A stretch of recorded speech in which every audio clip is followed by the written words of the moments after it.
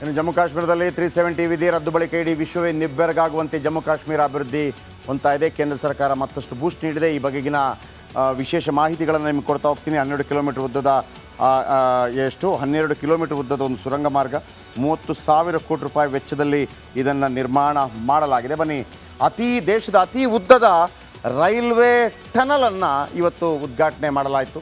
ಆಮೇಲೆ ಜಮ್ಮು ಕಾಶ್ಮೀರದಲ್ಲಿ ಇದು ನಿರ್ಮಾಣವಾಗಿದೆ. 12 ಕಿಲೋಮೀಟರ್ ಉದ್ದದ ಸುರಂಗ ಮಾರ್ಗ ಇದು. ಉಧಂಪುರ ಶ್ರೀನಗರ ಬಾರಾಮುಲ್ಲಾ ರೈಲ್ವೆ ಯೋಜನೆ. ಆಮೇಲೆ 30,000 ಕೋಟಿ ರೂಪಾಯಿ ವೆಚ್ಚದಲ್ಲಿ 272 ಕಿಲೋಮೀಟರ್ ಯೋಜನೆ ಇದಾಗಿದೆ. ಆಮೇಲೆ ಕತ್ರಾ ಬನಿಹಾಲ್ ವಿಭಾಗದ ನಡುವೆ ಸುರಂಗ ನಿರ್ಮಾಣವಾಗಿದೆ. ಹಾಗೆಯೇ 1,500 ಕೋಟಿ ರೂಪಾಯಿ ವೆಚ್ಚದಲ್ಲಿ ಈ ಸುರಂಗ ನಿರ್ಮಾಣವನ್ನು ಮಾಡಲಾಗಿದೆ. ವಿಶೇಷ ಏನಪ್ಪ ಅಂತಂದರೆ, ಇಂದು ಪ್ರಧಾನಿ ಮೋದಿ ಸುರಂಗ ಮಾರ್ಗವನ್ನು ಲೋಕಾರ್ಪಣೆ ಮಾಡಿದರು. ಲೋಕಾರ್ಪಣೆ ಆಗೋಯಿತು, ಇದು ಶಂಕುಸ್ಥಾಪನೆ ಅಲ್ಲ. ವಿಶೇಷ ಏನಪ್ಪ ಅಂದರೆ, ಇದನ್ನು ನಿರ್ಮಿಸಿದ ಇಂಜಿನಿಯರ್ ಕನ್ನಡಿಗ ಶರಣಪ್ಪ ಯಲಾಲ್.